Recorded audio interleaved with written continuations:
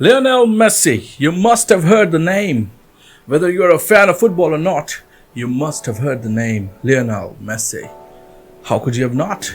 He's only the greatest footballer on the planet Earth, or so it is said. But the journey is as important as the destination. From the rags of the Argentinian streets to the riches of the World Cup triumph in Qatar, Messi went through a lot. Here's the story of one Lionel Messi.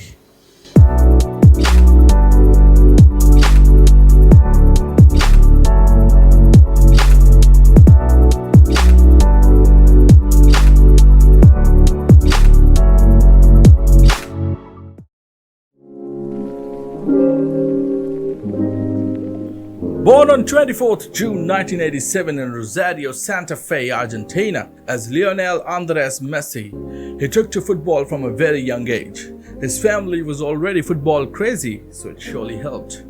Leo developed a passion for the sport from an early age, playing constantly with his older brothers Rodrigo and Matthias. Messi's start to his footballing journey seems earmarked now, but its start was a bit coincidental. Messi was playing football by himself at a pitch near his house, where Grandoli, a small club in his hometown, had their training session. There weren't enough kids in the team, so President Salvador came up to Messi and told him to go ask his mom if he could play. At first, it didn't go as planned. Messi's mom would say, no, he could not play football because it's too small.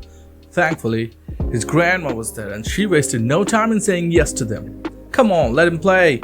It won't do him any harm, she said. This moment changed Messi's life forever. By the age of 4, he had already joined Grandoli. He was coached by his father there, though his earliest influence as a player came from his maternal grandmother Celia, who accompanied him to training and matches. Leo played almost 2 years at Grandoli, and they won all their matches. A lifelong supporter of Newell's Old Boys, Messi joined the Rosario club when he was just 6 years old.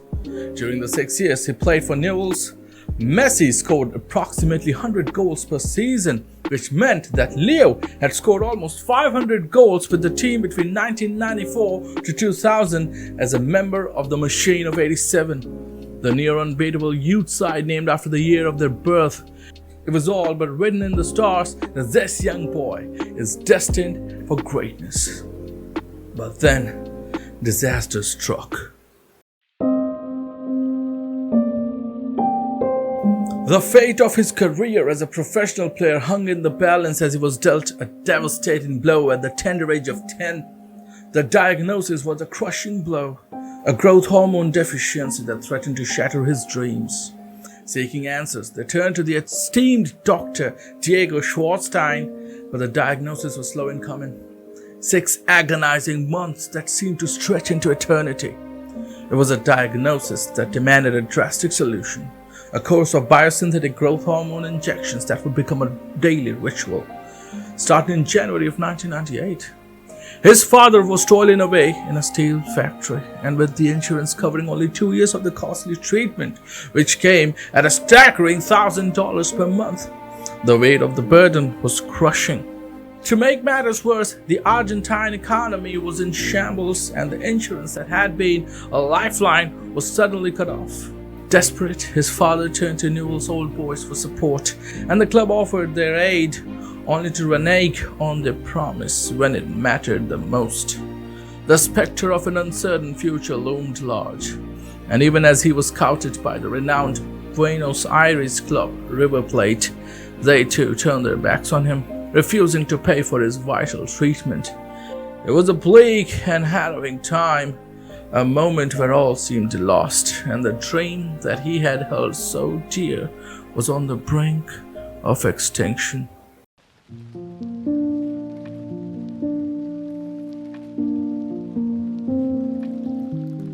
Messi's contract situation was very unique. In a moment that would change football history forever, Joan Gaspart, the president of Barcelona at the time, hesitated at the thought of signing a young Lionel Messi.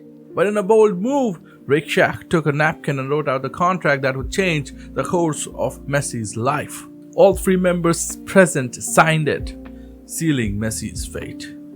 It was January 2001, and all the parties agreed on the signing. President Joan Gaspard, in a move that would be questioned by many, agreed to all of Messi's requests, including hormone treatment. In February of that same year, the Messi family relocated to Barcelona, moving into an apartment near the club's stadium, Camp Nou. But it wasn't all smooth sailing for the young prodigy. He suffered from homesickness after his mother moved back to Rosario with his siblings, leaving him alone in Barcelona with his father. Despite this, he persevered and continued his journey with the club. After a year at Barcelona's youth academy, La Masia, Messi was finally enrolled in the Royal Spanish Football Federation, or RFEF, in February 2002. Playing in all competitions, he quickly befriended his teammates, including Cesc Fabregas and Gerard Piqué. Messi became an integral part of the Baby Dream team, Barcelona's greatest ever youth side. Under the watchful eye of coach Alex Garcia, Messi started to shine. In the 2002-03 season, he was top scorer with 36 goals in 30 games for the Cadets, who won an unprecedented treble of the league and both the Spanish and Catalan Cups. His talent did not go unnoticed, and the representatives of Arsenal in Spain, Francis Cagigao, was astonished by Messi's skill. He connected with Messi's father, George Messi, and offered the young player a chance to join Arsenal. However, the signing was plagued by obstacles and never came to fruition. While Fabregas and Piqué left for England, Messi chose to remain in Barcelona, a decision that would shape his career for years to come. The youth sides of Barcelona may have been thriving, but the first team was in complete disarray. Van Gaal's return was a colossal failure, and Barcelona finished the season with their worst possession in 15 years. The resignation of Barca president Joan Gaspard signaled a new era for the club as fresh faces entered the fray. But amidst the chaos, there was a glimmer of hope. In 2003-04 season, Lionel Messi rapidly progressed through the ranks of Barcelona, debuting for a record 5 youth teams in a single campaign. After being named player of the tournament in 4 international pre-season competitions with the Under-19 B team, he played only one official match with the team before being promoted to the Under-19 A, where he scored an astonishing 18 goals in just 11 league games. After enduring the intense growth hormone treatment at the tender age of 14, Lionel Messi emerged weaker than his opponents, who were often older and taller than him. His small stature made him a prime target for towering defenders who would stop at nothing to bring him down. But Messi refused to back down. He refused to let his small size define him. Instead, he spent countless hours in training, pushing himself to the limit, determined to increase his muscle mass and overall strength. He knew that if he wanted to succeed, he would have to be stronger than his opponents. He would have to be faster, more agile, and more resilient. With every push-up, with every sit-up, every weight lifted, Messi could feel himself growing stronger and more powerful. He could feel his muscles strengthening, his body becoming a weapon on the field. And as he stepped onto the pitch, he knew that nothing could stand in his way. He was a force to be reckoned with, a warrior among men, and he would stop at nothing to achieve his dreams. Messi was then called up to strengthen a depleted first team during an international break, and at just 16 years, 4 months and 23 days old, he made his first team debut during a friendly against Jose Mourinho's Porto on November 16, 2003. Despite his youth, Messi's performance was outstanding, creating 2 chances and a shot on goal that left the technical staff impressed. From that moment on, Messi began training daily with the club's reserve side Barcelona B, as well as weekly with the first team. But he didn't stop there. When he came back from that friendly, he immediately played with Barca C side for the first time, and in just 11 matches, he was promoted once again to play for the Barca B side.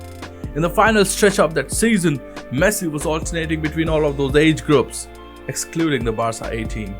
Whenever any age group in Barcelona was struggling, they would call upon Messi for support and to help them win.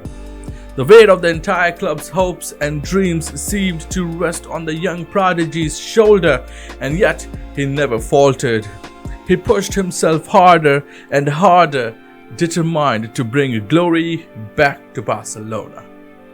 Despite his display of talent and determination, Messi had yet to receive another call-up to the first team since his debut the previous year. However, the senior players, recognizing the incredible potential, demanded that their manager, Frank Rijkaard, promote him. Despite his reluctance to move from his usual position, Messi was shifted to the right flank to accommodate Ronaldinho on the left, allowing him to cut into the center of the field and unleash powerful shots with his dominant left foot. At 17 years, 3 months and 22 days old, he became the youngest player to represent Barcelona in an official competition. Following his first training session with the senior squad, the great Ronaldinho himself declared that Messi would surpass him in skill. Despite his bench-warming role, Messi spent the season alternating between first and second teams, soaking up all the experience he could by simply being around the professionals on and off the field. As a substitute, he played a total of 244 minutes across 9 matches for the first team, including his debut in the prestigious UEFA Champions League against Shakhtar Donetsk. It wasn't until May 1st, 2005, when he was brought on as a substitute against Albacete in the 88th minute, that Messi truly made his mark. With a mere 2 minutes left in the game, Ronaldinho found him on 2 occasions, with the first being called offside, but the second resulting in Messi becoming the youngest scorer in the club's history. Barcelona in the second season against Rijkaard went on to win the league for the first time in 6 years, cementing Messi's place in the hearts of the fans around the world. Very few people get to realize their dreams. Even fewer get to do it as spectacularly as Messi has done. We all know this isn't the end of this story, just the beginning.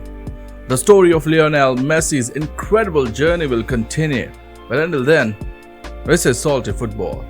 Like if you liked it, share if you find it worthy, and subscribe for more content like this.